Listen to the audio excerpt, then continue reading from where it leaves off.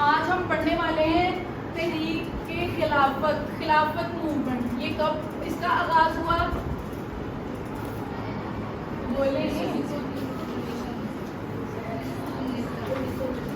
खिलाफत मूवमेंट जो है वो पहली जंग अजीम के इख्तिताम पर इसका आगाज हुआ 1919 में बर्सलीन के अंदर मुसलमानों ने इस तहरीक का आगाज किया। ठीक है, इसकी सबसे बड़ी वजह क्या थी? अगर इसकी ओवरव्यू की बात करें या इसके पस मंजर की बात करें, मैं थोड़ी सी हेडिंग्स भी बनाऊंगी ताकि जब आप लोग मेरा लेक्चर देखें तो आपके लिए सुन के ही इसको प्रिपेयर करना आसान रहे। हम बैकग्राउंड की बात कर लेते हैं।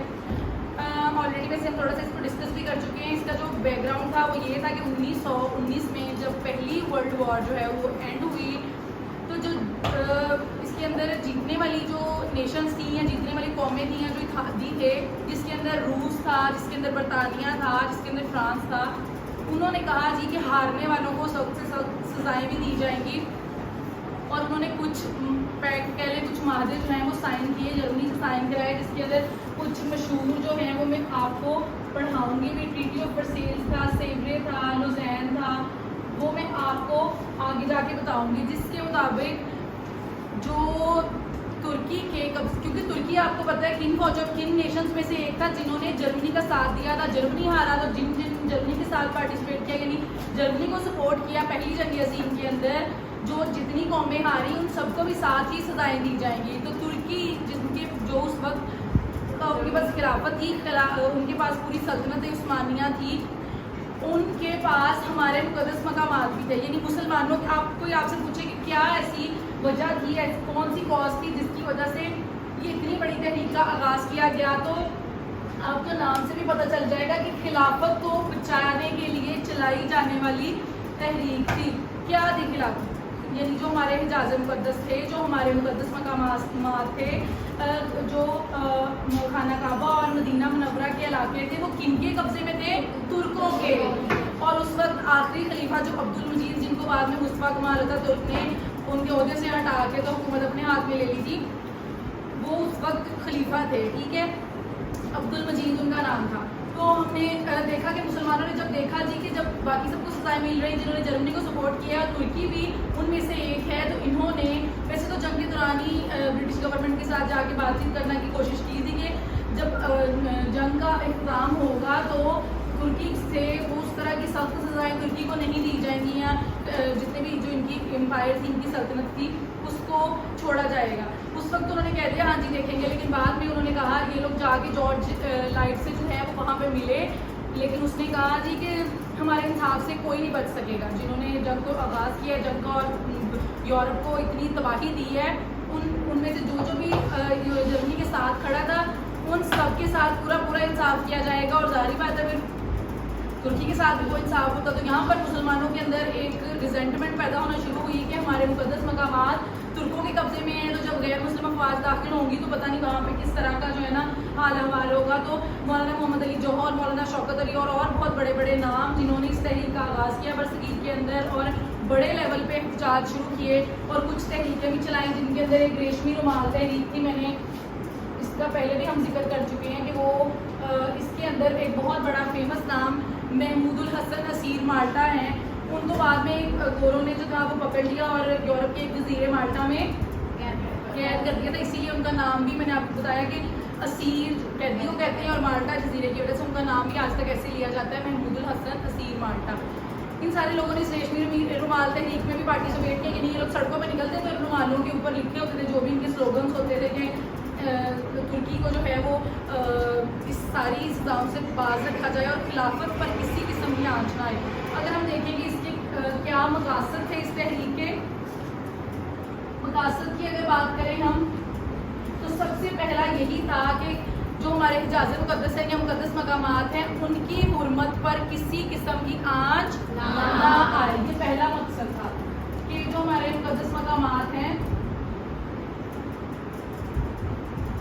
की हुर्मत पर कोई आँच ना आए।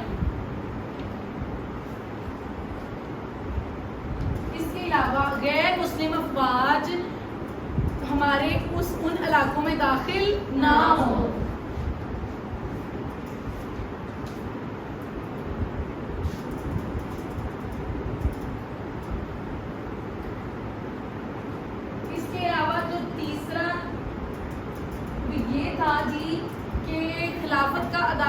तू का तू मौजूद रहना चाहिए, यानी खिलाफत के अदारे के साथ किसी किस्म की छेड़छाड़ ना की जाए।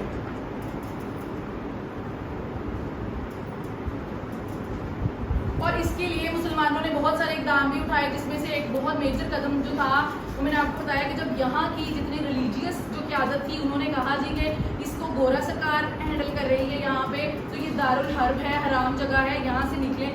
तो मुसलमानों ने अपने कारोबार होने पौने बेच के अपनी ज़मीनें जायदादें इसके लिए इसको साफ करेंगे डस्टबिन। जो इकदाम मुसलमानों ने उठाए इसके लिए और जिनमें से बहुत सारों के लिए इंडियन नेशनल कांग्रेस के जो लीडर्स थे स्पेशली गांधी, उन्होंने इनको प्रवोक किया। क्या क्या किया इन्होंने? अपने इल्काबात वापस कर दिए जो इनको सरकार की तरफ से मिले थे, अपने वजीफे लेने से इनकार कर दिया, खास तौर पे वो ग्रांट्स जो हमारी बड़ी बड़ी यूनिवर्सिटीज़ के लिए आ रही थी।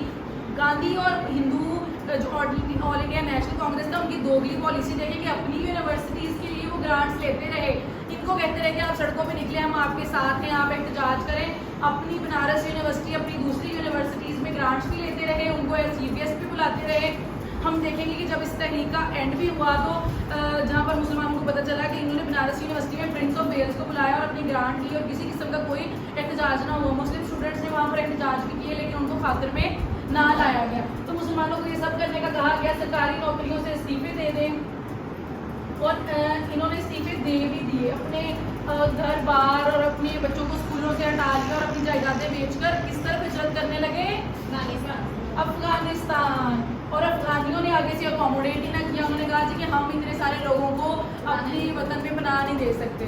तो मैंने पहले भी ये शेर सुनाया है कि ना खुदा ही मिला, ना यानी खिलाफत मूवमेंट ही कामयाब हुई, ना विसाले सनम, ना इधर के रहे ना उधर के, ना ही उस तरह से सेटलमेंट हो सकी और ना ही उनकी जो तहरीक इन्होंने यहाँ से तुर्की के अंदर वहाँ पर जो शहीद हो रहे थे फौजी, यहाँ से नर्सें भी भेजी और भी बहुत सारा चंदा इकट्ठा करके और सामान दवाइयाँ काफ़ी कुछ ये लोग वहाँ पे भेजते रहे। उसके बाद अगर आपसे कोई पूछे, हमारे जहन में आता है कि इसका क्या एंड में आउटकम क्या निकला। ये लोग जाके गोरा हुकूमत से मिले लेकिन उन लोगों ने साफ साफ इनकार कर दिया कि सारी हारने वाली जितनी भी मुल्क हैं उनको उसी तरह सजाएं दी जाएंगी जिस तरह जर्मनी को दी जाएंगी। और बहुत सारे वादे साइन हुए जिन वादों में यही था कि आपने अपनी जो तावान उसको कह लें या आप कह लें कि इंस्टॉलमेंट्स ने जितना इकोनॉमिक नुकसान जितना हुआ था, यूरोप के अंदर इंस्टीट्यूशंस ख़राब हुए, इंफ्रास्ट्रक्चर गिरा, सब कुछ वो तावान भरना था, जो साथ ही साथ तुर्की पर भी वो शराइत जो हैं वो लागू हुई। ठीक है।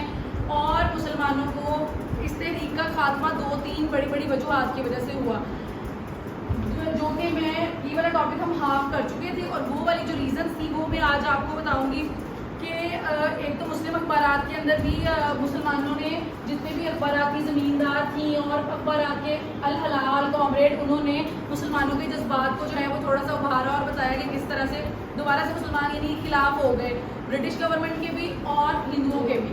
और आगे चल के हम देखते हैं कि 2-3 इस तरह की चीज़ें हुई जिनकी वजह से ये तहरीक जो है वो पूरी तरह से ख़त्म हो गई, इसका कोई सक्सेसफुल या ये कामयाब ना हो सकी। और मुसलमानों ने उससे क्या सीखा वो भी हम देखेंगे और तुर्की का क्या हुआ वो भी मैं आपको बताऊंगी। सबसे पहले तो मोहल्ला तहरीक बताऊंगी। ये दोनों इसलिए बता रहे हैं क्योंकि ये दोनों शॉर्ट क्वेश्चन जो हैं वो अक्सर आ जाते हैं फाइनल पेपर में। और एक थी चोरा चोरी का इंसिडेंट।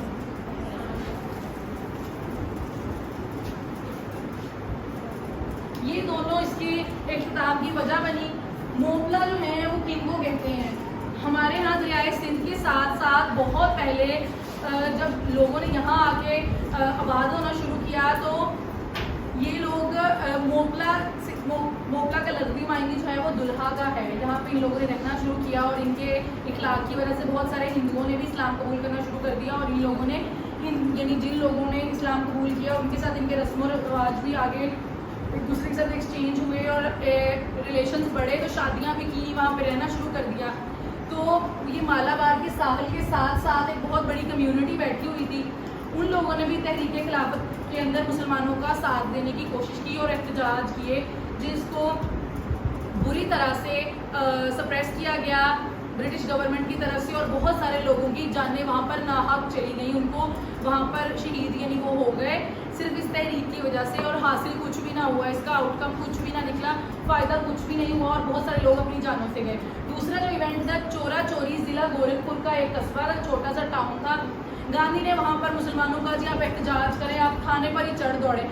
मुसलमानों ने और भी बहुत सारे वहाँ पे साथ हिंदू भी शामिल होते थे उस एहतजाज को गर्मा गर्मी की सिचुएशन बढ़ाने के लिए, लेकिन बाद में वो पूरे जब उसका देखते हैं कि उसका नेगेटिव कॉन्सिक्वेंसेस निकल आए हैं, तो वो आराम से खुद को साइड पे कर लेते हैं कि हमारा इसमें कोई कसूर नहीं है, जो भी किया है वो मुस्लिम कम्युनिटी ने किया या मुस्लिम लीग के लोग इसमें इन्वॉल्व थे। अब यहाँ पे चोरा चोरी में इन लोगों ने थाने के ऊपर आग लगा दी और 21 सिपाही जिंदा जल के मर गए। और बाद में हिंदू ने गांधी ने और गांधी के जितने भी ग्रुप था और लोग जो इनके साथ मिल के थे, इनके खिलाफत में इनको कह रहे थे जी हम आपके साथ एहतजाज कर रहे हैं, हम आपके साथ ये हैं वो हैं खड़े हैं, उन लोगों ने इनको बताए बगैर अपनी सारी तहरीकें जो सिविल डिसोबीडियंस मूवमेंट को चला रहे थे वो बंद कर दी। मुसलमानों को इन्फॉर्म करना भी मुनासिब ना समझा और सारे का सारा जो मलबा था वो किसके ऊपर आ गिरा, मुसलमानों के ऊपर। फिर मुसलमानों को पकड़ दकड़ का सिलसिला वहाँ पे शुरू हुआ और इवेंचुअली मुसलमान ही फंसे। वहाँ से भी मुसलमानों को पता चल गया कि जो गांधी था या ऑल इंडिया नेशनल कांग्रेस को अपने मकासद अपने अहदाफ को पूरा करने के लिए वो गवर्नमेंट को टीज कर रहे थे। उनको नज़र आ रहा है कि वर्ल्ड वॉर जो है वो एंड हो गई है, लेकिन हमारे मकासद किसी तरह पूरे नहीं हो रहे, तो आराम से अपनी तरीके बंद करके तो बैठ गए। मुसलमानों की क़यादत को मुसलमान जो लीडरशिप थी उनको बताना भी मुनासिब उन्होंने ना समझा। मुसलमानों को यहाँ पर भी गांधी की और ऑल इंडिया नेशनल कांग्रेस की दोगली पॉलिसी का पता चल गया। तीसरा एक जो था वो बनारस यूनिवर्सिटी में प्रिंस ऑफ वेल्स की जो थी वो आमद थी। मैंने बताया वेल्स कहाँ पर है, यूके में एक स्टेट है। मैंने बताया आपको बाकी स्टेट्स का भी 4 स्टेट्स हैं यूके में टोटल, ब्रिटेन है, स्कॉटलैंड है, आयरलैंड है और वेल्स के एक शहजादे प्रिंस ऑफ वेल्स, प्रिंस ने आना था और उससे ग्रांट लेनी थी इन्होंने बनारस यूनिवर्सिटी के लिए। मुसलमानों ने एहतजाज किया, मुस्लिम स्टूडेंट्स ने, लेकिन उसको किसी तरह खातर में ना लाया गया। हमारे स्टूडेंट्स को कहते रहे आप सड़कों पे आ जाएं, पढ़ाई छोड़ दें, क्लासें बंद कर दें, क्लासों का बाइकआउट करें, सड़कों पे आके एहतजाज करें, किसी किस्म की ग्रांट ना लें, ठीक है। और खुद आप देखें ग्रांट्स उन्होंने मुसलमानों को खातर में ही नहीं लाया, ग्रांट्स भी नहीं और पूरा फंक्शन भी उन्होंने किया। तो मुसलमानों को यहाँ भी पता चल गया हमारे लिए कुछ और मशवरा दे रहे हैं और खुद देखें अपनी प्रोडक्टिव या अपनी एजुकेशनल एक्टिविटीज़ वैसे ही जारी रखे हुए हैं। जो अगला आखरा ताबूत में आखिरी कील जो ठोका गया या जिससे इस तहरीक का पूरी तरह इख्तिताम हो गया, वो क्या वजह थी? मुस्तफा कमाल अतातुर्क का नाम सुना है कभी? है? आप इंग्लिश में पूरा एक लेसन भी पढ़ेंगे इसके ऊपर। मुस्तफा कमाल अतातुर्क एक फौजी जर्नैल थे तुर्की के अंदर। इन्होंने सबसे पहले तो जो आखिरी खलीफा थे अब्दुल मजीद उनको ओहदे से अलग किया और कहा जी कि हमें किसी तरह की कोई भी एक्स्ट्रा जितना भी हमारी कॉलोनीज थी, चाहे वो अफ्रीका में थी, अरब में थी, वो किसी और जगह पे थी, हमें नहीं चाहिए। हम अपने मुल्क को एक जमहूरी लाइन्स के ऊपर नए सिरे से तरतीब देंगे अपनी सारी चीज़ों को, ठीक है। तो जो माहदा लुज़ैन था जिसके अंदर मैंने पहले भी आपको बताया कि बहुत सारे इलाके इनके कब्जे से ले लिए कि इन्होंने कहा हमें फ़र्क नहीं पड़ रहा, आप ले लें वापस, लेकिन हम अपनी जो इसको रिपब्लिक ऑफ टर्की जो है वो एज रिपब्लिक ऑफ टर्की लेके चलेंगे, डेमोक्रेटिक लाइन्स के ऊपर नए सिरे से अपने मुल्क को खड़ा करेंगे। इसीलिए खिलाफत को इन्होंने अपने आप ही ख़त्म कर दिया। फिर मुसलमानों के लिए वहाँ पे कोई वजह नहीं बची थी इस तहरीक को चलाने की, जब उस मुल्क के और जो नेशनलिस्ट मूवमेंट इन्होंने चलाई। नेशनलिस्ट मूवमेंट क्या होती है जी, और भी लोग इनके साथ मिल गए कि हमें इंटरनेशनल जितनी भी चीज़ें हैं या कुछ और जगहों पे हमने दूसरों के फड्डों में टांग नहीं उड़ानी कि हम जाकर ब्रिटिश गवर्नमेंट या किसी और के साथ जो है वो इस बात के ऊपर फाइट करें। वैसे भी तुर्की के ऊपर रूस और बरतानिया की आपस में थोड़ी सी इस बात को लेके कह लें कि लड़ाई कह लें या आप कह दें क्लैश था कि दोनों ही इस जोग्राफिकल लैंड को कैप्चर करने में इंटरेस्टेड थे। रूस भी इसको रखना चाहता था तुर्की को और बरतानिया भी इसके ऊपर कब्जा करना चाहता था, लेकिन इसी उन दोनों की कश्मकश या उन दोनों की चिपकलिश या लड़ाई की वजह से तुर्की बच गया उनसे, ठीक है, समझ आई। उन दोनों की पुरानी जो राइवलरी थी वो यहाँ पे आके तुर्की खैर बच गया कि उन्होंने अपने मुल्क को नए सिरे से डेवलप करना शुरू किया और उन्होंने कहा जी माहदा लुज़ैन भी हमने साइन कर दिया, आपने जितने इलाके हैं हमारे इधर उधर कॉलोनीज थी हमें वो चाहिए नहीं, हमें बस वही चाहिए अपना ही रकबा। और इस वर्ल्ड वॉर 1 के एंड पे यूनान ने दोबारा तुर्की पे अटैक भी किया। यूनान एक ग्रीस जिसको हम कहते हैं, मैंने एरिस्टोटल और प्लेटो पढ़ाया है ना, उनका ताल्लुक यूनान से ही था। यूनान एक छोटी सी स्टेट है इनके साथ, तुर्की के साथ ग्रीस, उन्होंने इसके ऊपर अटैक किया लेकिन वहाँ पर भी मुस्तफा कमाल अतातुर्क और उसकी फौज ने भरपूर तरीके से जवाब दिया और तुर्की को नए सिरे से मुनज़्ज़म करने में बहुत मेजर किरदार जो है वो अदा किया, ठीक है। और मुसलमानों की जो इसमें हम जीत कह लें वो ये थी एक चीज़ के जो मुक़द्दस मकामात थे वो तुर्कों की कस्टडी से लेके अरबों को दे दिए गए। तो यहाँ हमारे जज्बात को थोड़ी सी ठंड पड़ी, मुसलमानों को ये हुआ कि हाँ जी ठीक है, हमारा जो एक हदफ था कि हमारे मुक़द्दस मकामात को किसी किस्म की कोई जो है वो इनकी हुर्मत को कोई पामाल ना करे, तो वो चीज़ में हम कामयाब हो गए। लेकिन अगर वैसे देखें तो फेल हो गई ये तहरीक, इसका कोई ख़ास कोई पॉजिटिव उस तरह से जो इन्होंने चाहा था वो आउटकम नहीं निकला, क्योंकि जब खिलाफत ही ख़त्म हो गई तो खिलाफत को क्या बचाया फिर हमने, ऐसे ही है। लेकिन जो अच्छी चीज़ें हुई मुसलमान सियासी तौर पे जो इसके असरात, अगर कोई आपसे पूछे कि इसका एंड क्या हुआ या अगर कंक्लूजन ड्रॉ करना है इसके असरात क्या निकले, तो वो आपने फिर पॉइंट्स बनाने हैं जी कि मुसलमान सियासी तौर पे बहुत मैच्योर हो गए, बाशऊर हो गए। उनको दोगली पॉलिसियाँ जो थी गांधी की या ऑल इंडिया नेशनल कांग्रेस की, वो भी बहुत खुली आंखों से नजर आने लग गई कि हम और हिंदू एक पेज पे कभी भी इकट्ठे नहीं हो सकते।